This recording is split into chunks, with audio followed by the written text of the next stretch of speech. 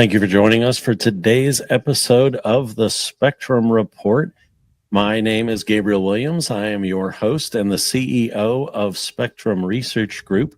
We are the makers of Neural Balance with Anandinol. You can learn all about Neural Balance and Anandinol by going to our website and clicking on the How It Works tab. And of course, you can learn about us at Facebook and Instagram and on Twitter.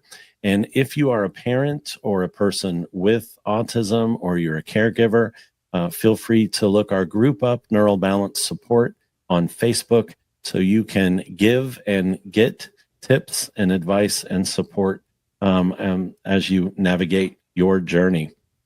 Today's episode, we will be talking about rapid onset gender dysphoria. And our guest is Stephanie Winn. She's a licensed marriage and family therapist, and she's the creator of ROGD Repair. She's the host of You Must Be Some Kind of Therapist, and she is a parent coach. Stephanie, welcome to the show. Thank you so much for being here today. Hi, Gabriel. Thanks for having me back. Sure. Now, I reached out to you a few weeks ago because now that you're a year into your program, your ROGD Repair, I just wanted to kind of catch up with you. When you were on before, we were talking about how some of this gender dysphoria has some overlap with the autism community, and you were just in the kind of at the end of the development of this great program that's designed for parents. And I got to say, looking through it myself, I found a lot of room for improvement in my own parenting and communication with my own children, which, I have 4 kids. The youngest is 20, so they're all adults. But I did find some of the mistakes that are commonly made that I make myself. So I think it's a great resource for all parents, not just for parents of kids who are going through a gender dysphoria, and also for those watching at home. If you want to check out the website yourself and learn a little bit about it, that QR code you see up in the corner will send you right to ROGD Repair. And you can learn about it there. If it applies to you, you can sign up there for the course. One thing I do want to say, if you get in there, you start looking at it, I was very surprised at the cost, because it is so much less expensive than if you were to be going and seeing a therapist or some of the, regular means that parents have in their toolkit. I think for this program offers a lot more bang for your buck than other things that I've seen and other approaches out there. Plus, this is such a specialized thing, even though it applies to other issues as well. So all that being said, thank you for being here today. And now that you've been around for about a year doing this, first, I'd like to ask you to kind of explain the program in a nutshell for those who aren't familiar with it, and then we'll get into how things have been going. Well, first of all, Gabriel, thank you for that very kind praise. It means a lot coming from someone who's an expert in autism, which, as we know, many of the kids who fall prey to this have those traits, if not the diagnosis itself. And I know you also have experience parenting young adults. And you've said something that I've heard before, which is that this is a great preventative resource as well, as much as it's marketed to people who are in crisis. And that's when people are desperate for resources. That's when they're willing to do something like commit to a program. I do hear a lot, this is just great parenting advice for raising adolescents and young adults in general, because it's hard, and kids don't come out fully formed. And there are just so many common mistakes that parents can make when communicating with adolescents and young adults that just aren't necessarily what they need to usher them through the next stage of development. In terms of what the program offers, it is designed specifically for parents of trans-identifying youth or gender questioning youth or at risk, and we can talk about what that means later, the at risk part, who want to improve what is within their ability to improve, which in many cases, these are low leverage situations, by the way. Parents of adolescents, well, excuse me, young adults that are out of the house, away at college or beyond, where all the parents really can control is how they're communicating. And sometimes the opportunities for communication are quite limited. So this is for parents who want to do the best they possibly can to influence their child in a healthy direction while also having reasonable expectations about what they can and cannot truly control. The program is based in respect for radical autonomy. And I know that my haters would say, what do you mean you're trying to take away trans rights? Because, I'm one of these people who believes that doctors shouldn't be butchering people and shortening their lifespans in the name of healthcare. I don't believe that these things should exist. I'm also not a true trans believer. I think that anyone identifying as the opposite sex, that it doesn't mean that they are. That's a metaphor at best, an attempt at understanding something.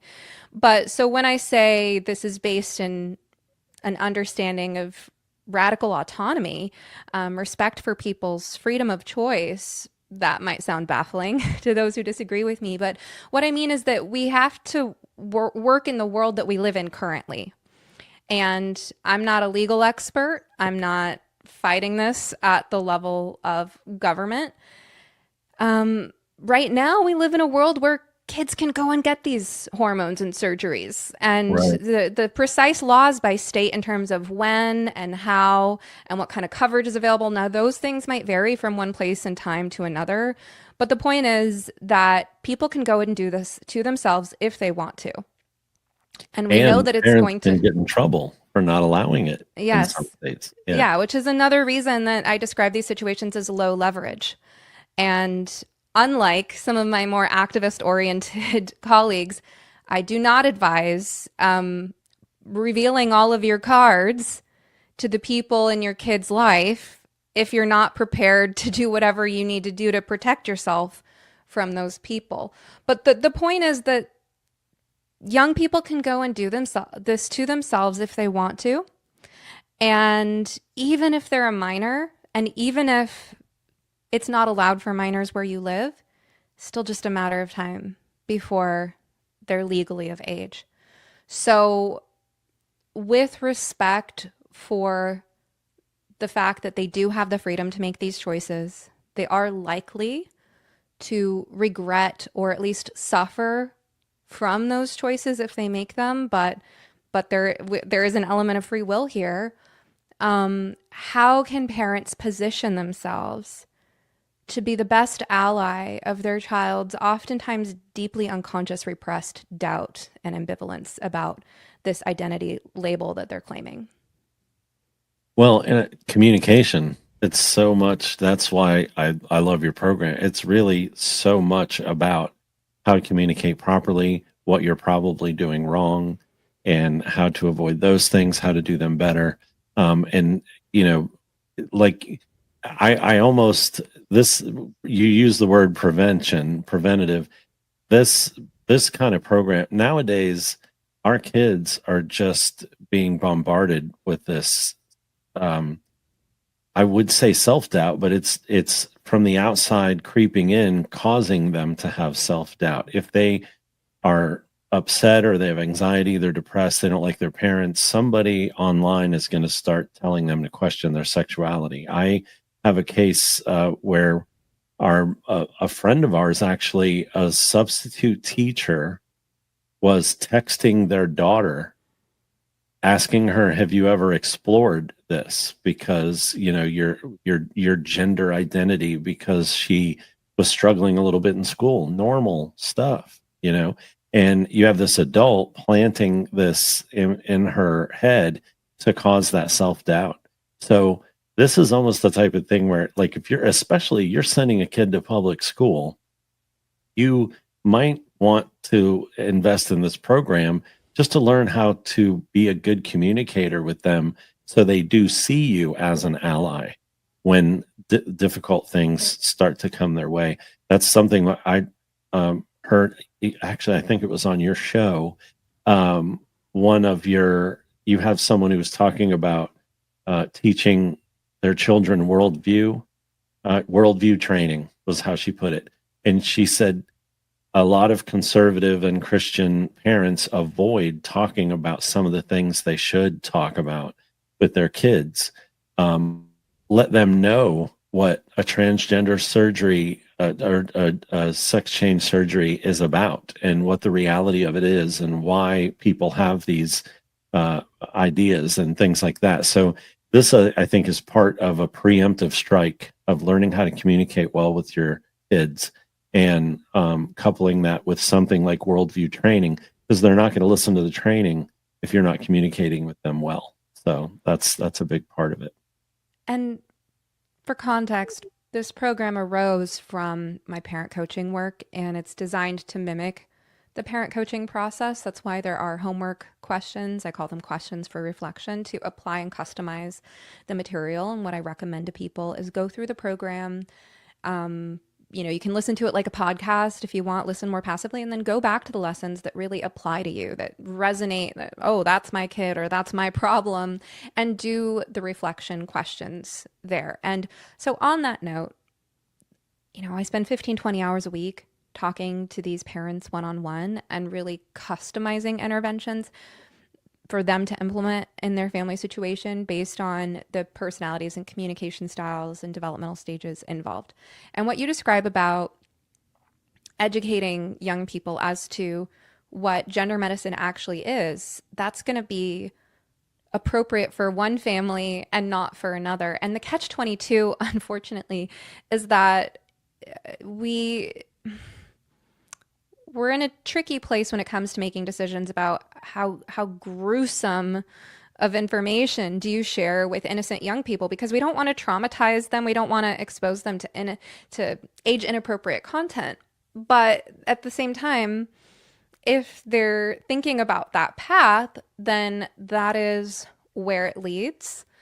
So I have mixed feedback on this idea of teaching kids what this stuff actually is, because I think, yes, as a preventative tool, if it's done in an age-appropriate way, or depending on the kid's personality style. But this is also where parents can make a lot of mistakes when their kid is already trans-identifying. The parents, one common mistake is to think that you can logic them out of this, or that if you just provide the right facts, the right counter narratives, detransition stories, that they'll see the light. And a lot of parents who go down that mistaken path are underestimating the unconscious psychological hold that these ideas have on kids, what they represent, what they mean to them. Right. And sometimes parents give kids too much credit for their ability to communicate their emotions, when although a kid might have a very high IQ and they might even be very verbally skilled in some other domains, that does not mean that they have insight into their emotions or know how to communicate what's really going on for them. So the work I do coaching parents is really about making emotionally intelligent guesses as to what's going on deep down for these kids that they wouldn't be able to articulate, and they would probably deny if confronted with. So all of that being said,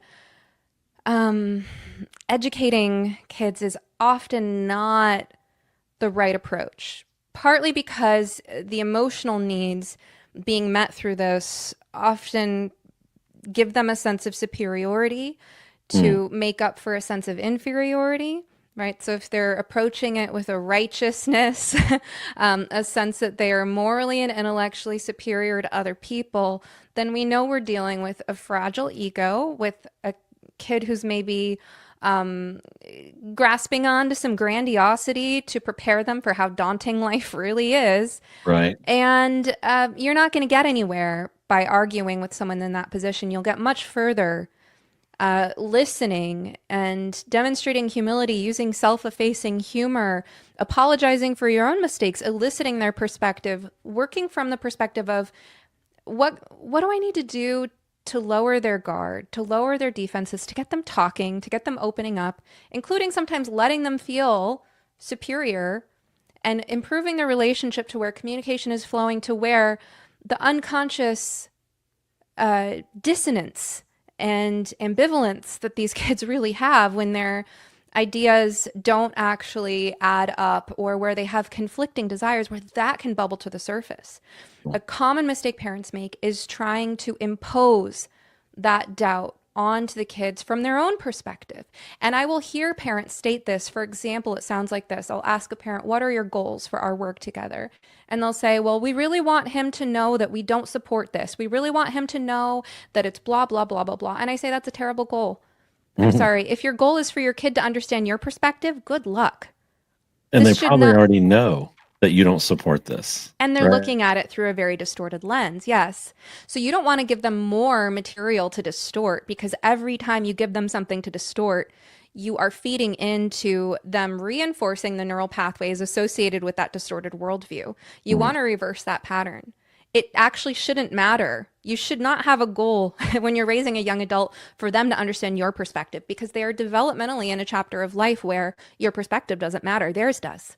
And Right. so if you're operating from the standpoint that you're seeing that kind of overconfident certainty about this path on the surface, and you're taking that literally, and you really think that's all there is, well, then there is no hope for you.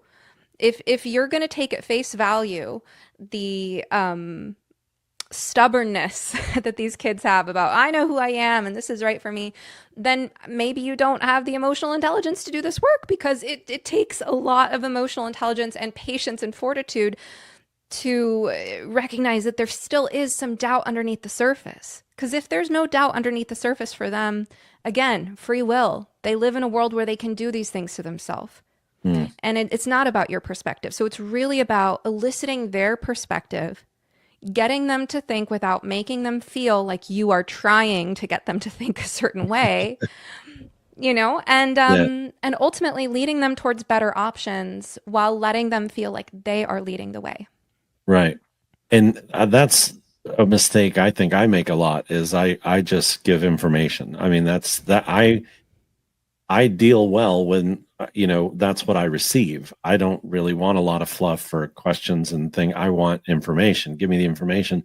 But that's not how most people operate, and it's certainly not how my kids operate, and it's not the way someone who's already, if they're going through gender dysphoria, there's a lot more going on than just that.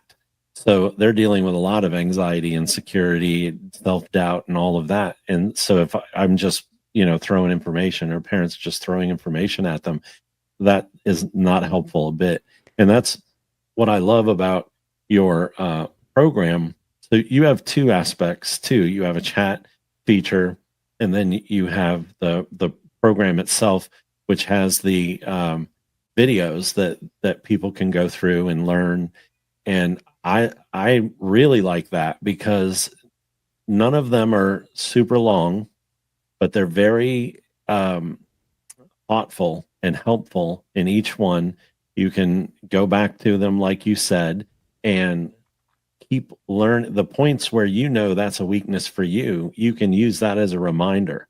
And I was telling you before we started recording, I found one that really smacked me, and that was well, here, I'll put it up, and if you're okay with me playing a short piece of video here. Well, okay. No, go ahead. I won't. We can go ahead and watch that video, but I did want to clarify, it's not to say that there's never a time to share information, but there's a context and a way. And one particularly ineffective way of sharing information is a way that comes across as begging or pleading with your child to listen to the information. That is an inversion of the power dynamic, and it gives them a lot to resist. And that video They're was, I'm sorry, go okay. ahead. Because I watched that video too. Stop desperately attempting to persuade. Yeah, but there are ways to provide information. Some of them are um, like tucked away, wrapped in something else as an aside, or withholding information, expressing doubt as to whether this is the right moment for. There are ways to package information where it can get in there, Hmm. but it's like creating a soft, sweet, protective coating around the jagged pill rather than just trying to shove the jagged pill down their throat. Right. With that said, yeah, we could go ahead and watch one of the videos. Well, and I just wanted to say too. So this is the homepage for the ROGD Repair, and again, that QR code up in the corner there will lead you right to it. And of course, I'll have links for everything we talk about in the show notes too. But what I really liked about this is it's very easy to navigate. I'm going to make it full screen here. It's very easy to navigate. So you basically you can. I like to start at the beginning and go right through, but I was looking through and trying to find maybe a shorter video that I could highlight doing our interview here. But everything's clearly labeled, you know exactly what you're getting into. There's the introduction, orientation, and then you talk about the suicide threat that we're always hearing about. How do they say it? A live son. Would you rather have a living son or a dead daughter? The Right. emotional blackmail Yeah, that irresponsible professionals are using. So you talk about a little bit about that, and then general attitudes, habits, and mindset shifts to adopt as you go through the course. This is helpful to any parent. I mean, we all make some of these mistakes. We all could benefit from this, but this is one, the title of this, I was like, this is me. Avoid long, unreciprocated texts and emails. I still do that. I mean, none of my kids are going through gender dysphoria or anything like that, but I still am sending unsolicited advice in long text. So let me just play that. Of course, each video has a little bit of explanation there. And then there's a video, and what I love about your presence in these videos is it feels like we're in the same room and you're just talking, and I love that personal connection feel. So now, along the lines of what we've been talking about, if you are a parent of a young adult who has moved out of your home and you are in the habit of sending long texts and emails, especially if these are unreciprocated, I want you to stop. This is another way that you will need to exercise restraint because you might feel like this is the only way to reach your kid. But I want to encourage you to take a moment to reflect on the message history and see if any of it has been helpful so far. Because if you're like most of the families I've worked with, these long texts and emails tend to fall on deaf ears or make things worse. They make your children tune you out or take you for granted, assuming you'll always be there, being the one making all the effort to reach them while they don't have to do anything in return. We're going to work later on restoring natural communication with a natural back and forth. For now, the idea is to move toward a state of mutuality and reciprocity and to stop doing things that you might unintentionally be doing in those long messages that are stopping your message from getting across. I'm going to teach you some techniques for getting your kid to open up and share more of their thought process. Also, there's a question here of how much of your communication is taking place over text or email, when ideally your communication should more be taking place face-to-face or over video chat, over the phone, or over asynchronous video messaging apps like Marco Polo. Generally, the closer to life like it is, the better, I think, for communication. And hopefully we'll work on strategies for spending more quality time with your kid if that's possible. So for now, reflect on whether the long texts and emails you may have been sending have really gotten you anywhere, and consider exercising some restraint while we work on better approaches. that was something, one of the things that resonated with me, as I told you, like I'm guilty of the long text, but we always think this one is going to be the one that, like, okay, they've ignored 365 texts. This is going to be the life changer. And when you said in there, reflect on how helpful they've been. Have you really accomplished, your goal? That it made me have to stop and think about it. And again, I'm not dealing with a gender dysphoria thing. I'm just trying to give daily advice. But when all your texts go unread, unless you're telling them what's for dinner, then it kind of lets you know that you not only may be wasting your time, but you may be kind of pushing them away. So when you do give advice, it may not be as effective.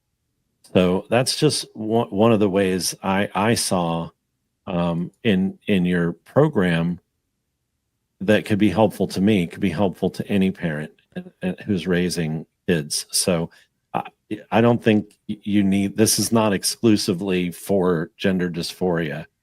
It's a great parenting tool. And let's talk about why that is. You know, it's pretty common knowledge when it comes to, let's say, the psychology of marketing, that the value that something is marketed as anchors in someone's mind what to expect of how valuable that good or service truly is.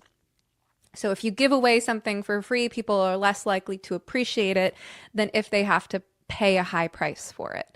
Another related concept is the concept of pearls before swine, right? Do not reveal your most valuable assets to those who aren't in a position to respect and appreciate them. So we want your kids to be ideally coming to you for your pearls of wisdom. That is the ultimate goal for so many parents of young adults, is you want them to come to you with respect and appreciation, saying, Mom, Dad, help me figure this out. How do I deal with this or that, you know, life challenge in young adulthood? And oh, I'm so glad you asked, son. I'd be happy to help you figure this out, because you want your kids to succeed. But that is not the type of relationship people have with their kids when they're coming to me for help. The relationship they have when they're coming to me for help as their kid is shutting them out, pushing them away, dismissing the value of their knowledge. And so if you keep dispensing knowledge for free to someone who's like, yeah, your free knowledge, whatever, that's not of any use to me, then what you're actually doing is providing a circumstance that gives them an opportunity to reinforce the neural pathways associated with devaluing what you have to offer as a parent. Every time you put them in a situation to devalue you, and they do, then they also unconsciously justify this behavior to themselves, because no one wants to think, may I swear? Oh, sure. No one wants to think I'm the asshole, right? To use Right. Reddit language, right? Am Where's I the the other person? asshole? Right? Right. We want to think of ourselves as good people. And part of my philosophy behind ROGD Repair is the trifecta of social contagion. It's not just gender identity ideology working in isolation. That ideology relies on cluster B personality traits and behaviors and woke beliefs about social justice. Those three together form the trifecta. And so you want your kids to be good people, and they want to see themselves as good people. The woke beliefs about social justice operate within a framework of course, all the good and intelligent people think this way, and all the bad people think that way, which is also part of the black and white thinking that we see in cluster B personalities. So if you put your kid in a position to reject your knowledge out of habit and because of their sense of superiority and their fragile ego, they're reinforcing that, and then they're justifying, I'm not the bad guy here, I'm the good guy.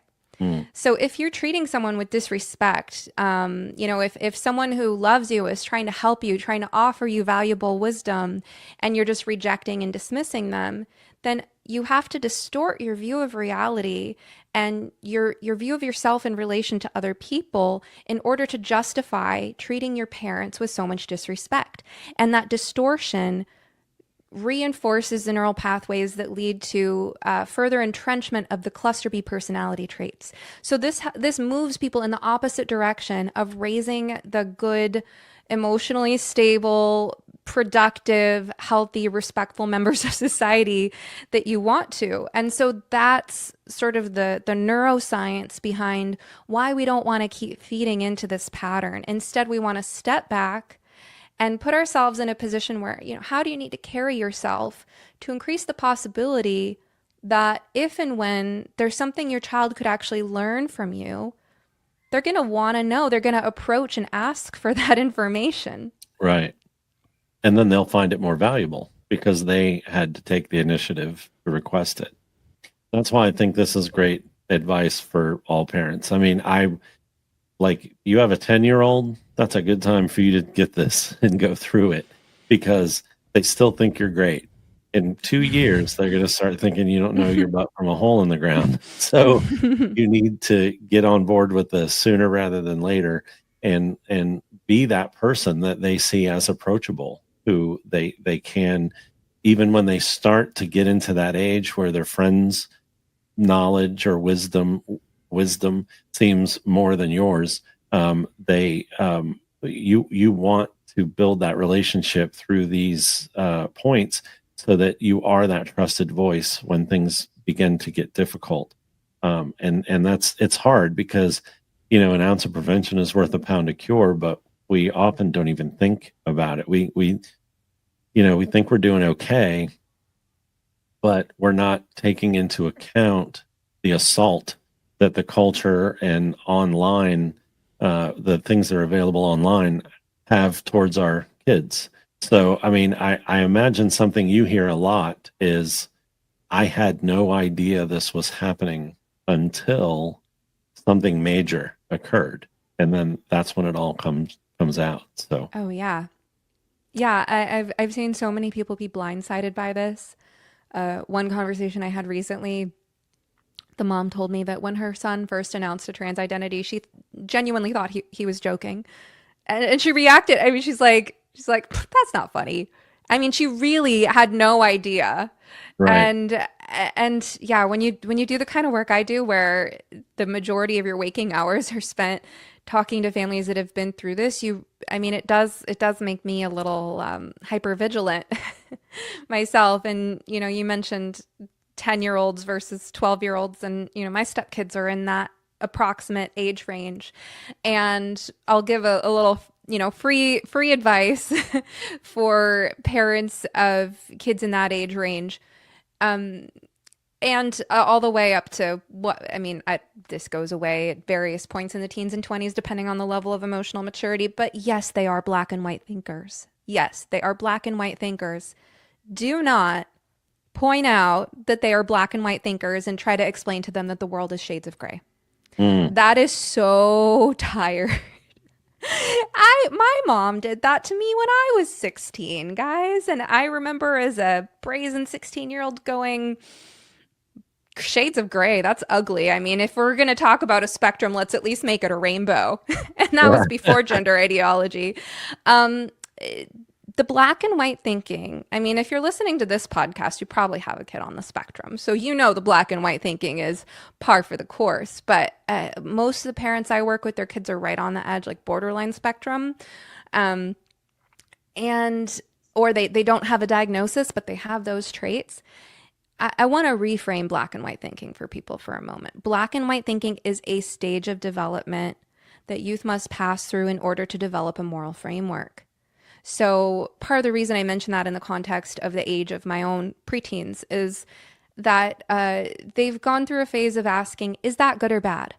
Whenever we're talking about like anything happening in the news or, and oftentimes it's not particularly good or bad, or it depends on who you ask or what your motives are, or it's good for this, but it's bad for that. Right. And yes, we do try to explain those things. Well, it depends on who you ask, or it depends on if you value this or that more. So we're kind of introducing that idea that there are no solutions, only trade-offs.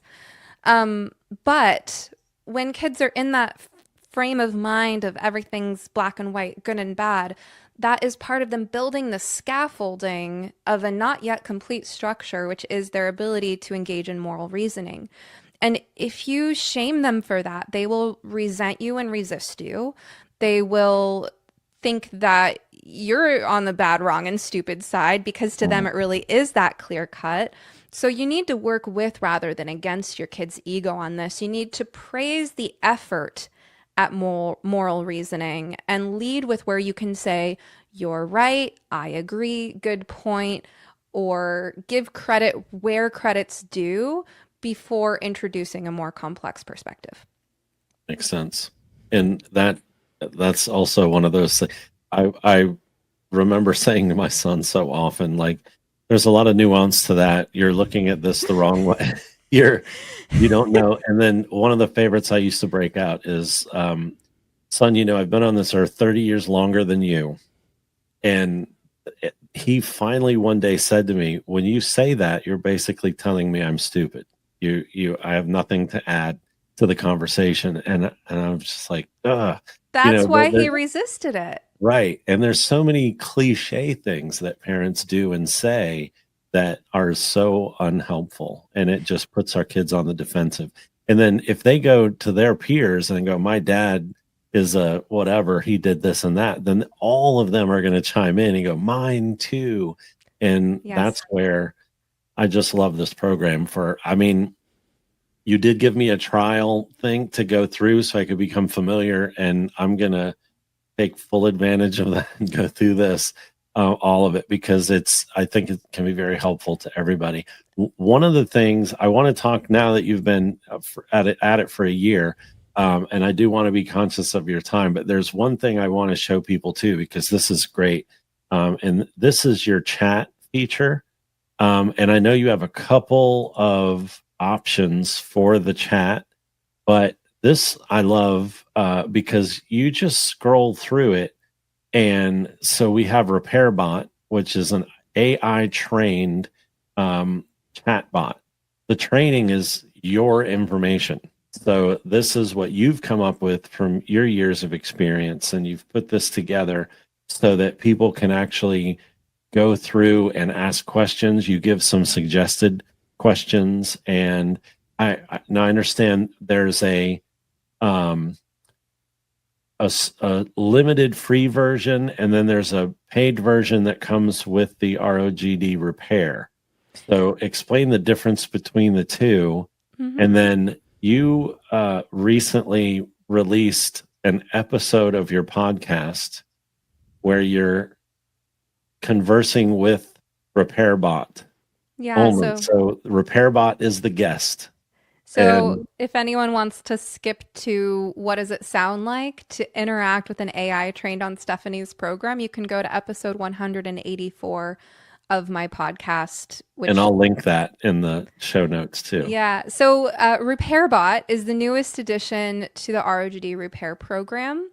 And it's hosted at ROGDRepairBot.com, but it's also embedded as a chat box in the bottom right corner of all my websites, whether it's the ROGD Repair website, my podcast website, my consulting website. It's pretty easy to find. And like you said, it's free for anyone to interact with up until a certain point, but you get unlimited access when you sign up for the ROGD Repair monthly subscription. And RepairBot is the world's first and only artificial intelligence agent specifically trained to help parents of trans identifying and questioning and at-risk youth who do not wish to affirm them and who want to use emotionally intelligent tools in communicating with their kids. It's trained on the ROGD Repair program, so everything in the program has been uploaded as training data for RepairBot. It's also been trained on some medical information, and for all of those sources, you can click the button beneath any of its responses to you to see the citation, so you can see where it's pulling that information from. Right.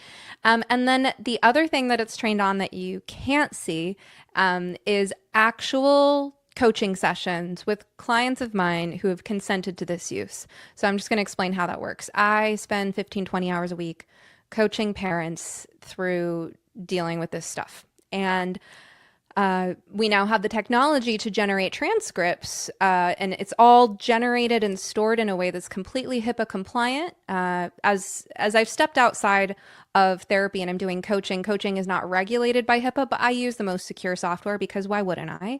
Right. And so one of the benefits of working with me one-on-one is I share those transcripts with my clients afterward. They have access. They can go back to our conversations because once we get to the middle stages of coaching, I'm often offering very specific language to use. And that way the parents can go back and reread what we talked about. But beyond that, I ask all my clients to opt in or opt out of this additional use of those transcripts. And the option is that if you want, I can share anonymized versions of those transcripts as training data with RepairBot. So those anonymized versions of the transcripts have names and identifying information removed, and they're not searchable. Like no one can actually pull up that transcript, but that transcript is uploaded behind the scenes to train RepairBot And so it's the most accurate training material I could possibly give RepairBot, because it's actually me talking to people about their real problems and how to handle it. So RepairBot will only get better with time, both because there's more and more training data going into it, and also when it comes to any given user's interactions with RepairBot, RepairBot remembers what you share. It remembers everything you've shared about your situation in the past, so you can continue referencing that information. And it's basically the closest to working with me as a coach. Now, that doesn't mean it'll always do what I want it to do. Sometimes it hallucinates. Sometimes it guides a little differently than I would. There's no substitute for working with me one-on-one. And I have a lot of other disclaimers if you go to the website. That being said, I can tell people why I felt the need to do this, because people have ethical issues about AI, right? And they're like, especially AI in therapy now. I've stepped outside of therapy. I don't call what I do therapy. I call it coaching. It's very educational. It's very directive. But given that I am a licensed marriage and family therapist, engaging in AI in this way, I think it raises people's hackles a bit. So I can tell you a few reasons that I'm doing it. One is people are using AI, period. They're using ChatGPT, Grok, Claude, and whatever other chat boxes for help with this issue. And I'm offering one that is actually trained on an emotionally intelligent, non-affirming approach. So it's sort of, if you can't beat them, join them. Okay. Right. Then another thing is, I think we should use the technology at our disposal, even though it's not perfect, even though there are ethical issues that I don't even know all the questions and answers are, because here's the thing. I talk to so many people who are so desperate, and sometimes it feels like they need that 24/7 support. 24/7 support in therapy is rife with ethical issues, but I'm not talking about emotional dependency. I'm talking about people knowing how to communicate in high stakes situations where what's actually on the line is potential estrangement and your child potentially removing healthy body parts. That's really, really high stakes. Yep. And oftentimes when people begin the coaching process with me, they've already made a lot of mistakes, and we're doing damage control. We're doing cleanup. And so if I can give people a tool that helps them problem solve in the moment, rather than waiting for their next coaching session with me to talk about what they did wrong in their last interaction, I want them to have that chatbot. So I have a question about the chatbot. So the AI aspect of it, people may not be familiar, but there are open systems, right, where ChatGPT is one of them. When you ask it a question, it searches the entire internet, as far and wide as it can to try to give you an answer. And then there are closed systems where it only deals with the information it's given. So it doesn't go outside to try to gather more information. And that's where often the hallucinations and the weird stuff comes from, when it just reaches outside. Is your system more of a closed system where it's just dealing with the information that you give it, or does it also reach outside for further information? Or it's a good question, and I need to do more research to answer that confidently, because I think it's closed. I have a certain amount of training data that I'm allowed to upload, and I've not reached that capacity yet. But every now and then I will see it answer someone's question and provide a piece of information that I don't recall ever learning myself. Sometimes if people ask about resources in a foreign country, and usually the answer is more like, I'm not sure, I don't know about that. But every now and then I'll be surprised by something that RepairBot knows. So I don't know if it's just guessing based on everything I've uploaded. I mean, I have uploaded some external information sources. Most of the information sources are my own content creation, but I've uploaded some external sources with links. So it will share citations. It'll point people to the websites where that information was derived, and maybe it's getting that from there. So it may be that when it's it deals with the information given, and if it needs to, then it might step outside of those bounds to gather other information. But I guess the good thing about it is it sounds like it restricts its advice to the information you've given it. So it's not going to go outside. And we're thinking of people's fears. Like I've put stuff in ChatGPT and it comes back and it's just nothing close to what I would have said or was even looking for. So just to help people's fears there, your system is not doing that. It may not be entirely closed, but it is for the most part limiting its answers and interactions to what you've instructed it to do. So it's not going to now affirm something the next day. It's sticking with what you've told it to do. Yeah, So I mean, one of the obstacles I've faced in training it is that AI in general tends to be sycophantic. In other words, it's overly flattering and tells people what they want to hear. right. And I noticed it had that problem at first when I was training it, and I just kept pushing it to be, less nice. Like, you don't need to praise every idea someone has. You don't need to always tell them they're right. In fact, what I do as a coach is a lot of times I warn people, I understand why you would want to do that, but here's why it's a bad idea. Here's how it could backfire. So I started training RepairBot to answer more that way. And now it has the opposite problem. It pushes back too much. It's pushed back on me when I've used it, when I've asked it a question to try to like summarize something or come up with a line to represent something. It'll be like, I'm not going to do that because it could be considered as, detrimental or antagonistic towards trans people. And, our point is not to push them away. And, it'll do things like that. Or I have a parent where we're working on we're working on a particular strategy with a given parent. And through in-depth coaching work, we have decided that a certain approach is going to work for her family. It might not work for a different family. And then the parent is asking RepairBot for help with that approach. And RepairBot expresses the concerns with that approach. And the parent says, hey, I'm working with Stephanie on this plan. She has approved it. So if anything, RepairBot is too disagreeable, but I'd rather have it that way than anything else. Right. Well, and I like that, like you mentioned, if you need help right now and it's 2 a.m.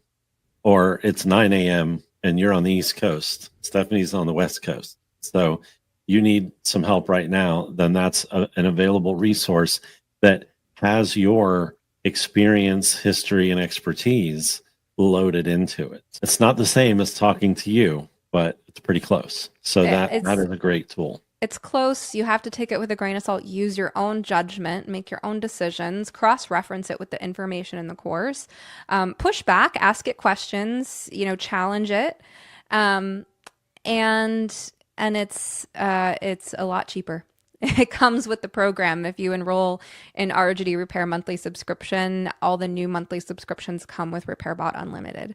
So yeah, it's cheaper, and you can talk to it. You can call it. I mean, that some people might prefer to text because it feels weird to talk to a robot that's trained on my voice, but you can check out that podcast episode that I mentioned to hear what it sounds like when I interview RepairBot. Okay. And that's what I was going to ask you. Is it your voice, or yes. is it's an AI reproduction of your voice? Yeah. Does that creep you out? A little bit. And it's pretty accurate. It's just different enough that it kind of doesn't creep me out. Right. If that makes sense. Yeah, no, I know. Yeah, I know it. So, okay, so now this has been up and running full bore for about a year, a little over a year now. I think you came out September 2024, right? So ROGD Repair came out in August 2024, and then RepairBot came out in August 2025. Okay, so that's new. But now that the whole system has been, or the ROGD Repair has been out for a year, how's it going? Is it what you thought it would be? What kind of tweaks have you made? Speed bumps, and like, what do your clients think, and the whole thing? I'm just really happy that it's helping people when I can't help them directly, because I have my hands full with my clients. And when you sign up to work with me as a client, I give you access to ROGD Repair and make sure that people are going through the program, because I don't want them just relying on our one-on-one time. It's not a good use of my time. I want them doing that self-study, but I'm just really glad that the program is there to help people when I can't. And the same can be said for RepairBot. And most of the success stories that I get to hear up close and personal are from my clients, of course, but I was recently at the GenSpect conference, and a woman cornered me in the bathroom to tell me how much my program helped her. And I never met her before, and I was just delighted to hear it. And I was like, okay, so how's your kid doing now? And she spoke in a whisper. She's like, my kid's here with me. Oh, wow. So I'm like, well, I mean, we must have done something right if the kid is willingly at the GenSpect conference. Right. That is great. And something too that, we keep saying kids, it's just a habit. I mean, Because we're I old. guess, right. That's what I say. I'm 55. So I call all my kids kids. And as I said, my youngest is 20. But the thing that I like about the program too is it's not really age specific. I mean, if you're talking about the parental child relationship, then this is a good program for you to go through no matter their age. Now, I would say as your kids age, they're going to become easier to talk to because they're going to understand a little bit more about the gray areas and what life is like. But if they're older and there's estrangement or difficulty communicating, or you all just don't see eye to eye, I can think of even families that have very different politics, even, or worldviews. There can oftentimes just be a lot of tension because of the miscommunication and things like that. So, if you're hard left and your kids are hard right and you can never get along, or talk about anything without becoming a difficult situation, this is a tool that you can use to learn how to stop doing some of the things that put them on their heels and then cause them to then be defensive. And it would, I would assume, help with the harmony of the family in that situation. So holidays and things like that don't have to be so awkward because we don't continue to make the mistakes that we often make. So I love the program for kids across the board. And I'm actually wondering, even how it could assist parents who have kids on the spectrum who are teenagers and 20s and 30s who maybe have those situations. Because as you mentioned, a lot of folks on the spectrum, they don't move past that black and white stage. Very often they're stuck there and everything is very black and white. You're on the wrong side of history or you're not. And that's that. Yeah. And I could see this being valuable for that as well. Well, I was recently coaching a neurotypical mom of a girl who doesn't have an official autism diagnosis, but that's where all the signs are pointing based on the behaviors that have been reported to me.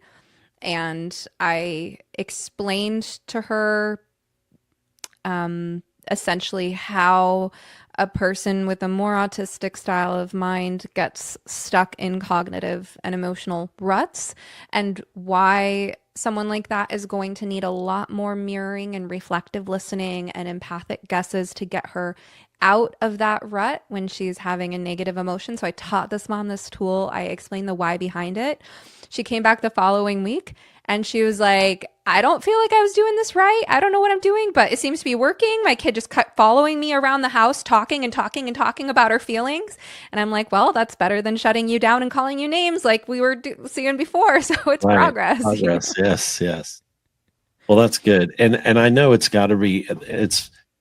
a lot of times you probably don't hear success stories. People go through it and they maybe get what they're looking for and they may not reach out to let you know that, but it is good when people communicate with us that we've helped. I know that's a big thing, a big part of why you're doing this. Like, you just realize there's a lot of people out there that need help. And the idea that you had to even build this system, I commend you for that. I think it's great because you figured out a way to help people all over the country, all over the world, anytime. And whether you're available or not, they have access to your knowledge and your experience. And I thank you for that. I think it's a wonderful, courageous and compassionate thing that you've done creating this program. And I'm going to put, of course, in the show notes, links to your blog, your website, specifically to the episode where you interview your electronic counterpart, RepairBot chat. And so if anybody wants to learn any more about you, listen to your podcast, all of that good stuff, all those links are going to be in the show notes. Do you have anything else that you would like to add to the conversation? Or Yeah, I anything had to else? hold back a comment later. Okay. I'm sorry, earlier, when you were describing how your son told you that when you said a certain thing, I can't remember what it was, but that It it was, made him. son, I've lived 30 years on this earth longer than you, so. Yeah, and then he told you you're framing me as stupid. Yeah, it And makes me I feel love good. that he told you that, Me because too. that's what I'm telling these parents all the time. I have this lesson on alter casting and working with the ego. And I ask parents to think about not only what qualities are you telling your child that you see in them, and are those a match for how they want to see themselves, but the way that you're approaching your kid, what does it imply about what kind of person they are? Because oftentimes parents do not realize that the way they're talking to their kid carries the implication to that child that, oh, you think I'm dumb, you think I'm just a stupid little kid, or you think I'm, and so really thinking about that, I love that he spelled it out for you. And some parents, they need help seeing that. And then once you know that, oh, okay, it's so much easier to change your approach. How would I approach him if I genuinely saw him as intelligent and mature? And then you have to kind of fake it till you make it a little bit. Right, right. Well, and two, even the fact that he said that to me, I mean, that was big, and it did. But often a kid would just say, "I hate it when you say that," Yeah. and that would be an opportunity that if someone had gone through your course, they would maybe see that as an opportunity to go, well, why do you hate it? What did I say that how'd that make you feel? Whatever. And it would give you the training by going through the course to recognize that what they just said to you, there's more to it. That was the tip. Now let's talk about the iceberg. Why do you say that? Why do you hate it? What? And then that might encourage them to unpack it a little bit. I'm not stupid. You act like I'm stupid. Well, that is not the case. So that gives you that chance to explain yourself, apologize, and avoid. And the lack of communication we often have with our kids prevents that from happening. And your course helps us to identify it as it's happening and make sure we don't keep repeating it. So I love it. Well, thank you so much for all your kind words about my program. Well, I think it's going to help a lot of people. I hope that as you, as time goes on and you get the feedback and you see where things are going, and RepairBot even improves as the technology improves, I think this is going to be a big thing that's going to help a lot of people. So I'm definitely excited to share about it, and excited to let people know about it. Again, they can follow that QR code up in the corner. I just pointed into space, but I probably pointed the wrong direction too. But there's a QR I code. see it over there. Okay, and I'm pointing here, but on screen I point the opposite way. So I guess I should. There we go. It's there right it there. is. And Yeah. we didn't talk about some of the Oh, stuff that's that was right. in my brochures, but I just want to You say, if still there's have anyone time. listening, to this program who, let's say you're a mental health therapist and you work with these parents and you want to point them to a resource, I will send you brochures. So go ahead and reach out to me, and I'll give you that resource to give to people if you know anyone who you see in person that would benefit from this program. That's super, super. Well, Stephanie, I appreciate. We forgot we have a code for your listeners. Oh, that's right. Isn't it code Spectrum? Spectrum, right? So, the link that the QR code goes to has that already in there, so you don't have to enter it.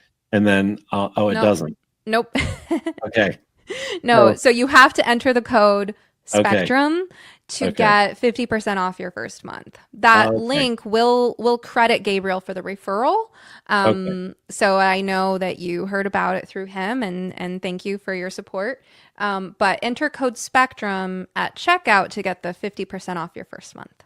Okay, so we do enter. Don't just click or follow the QR code, enter code Spectrum. You'll get 50% off the first month. And that, again, I mentioned this earlier, but it's such a good value. I thought it would be at least twice as expensive. So I should raise my rates. You should. And so I am impressed by that as well. Because people just need help, but you also need to make a living in order to continue offering these services. So I think you were very generous while offering it for the price you did. So it should be very helpful. Thank you so much. Thank you so much for being here, for taking the time. All right. You have a good one. You too.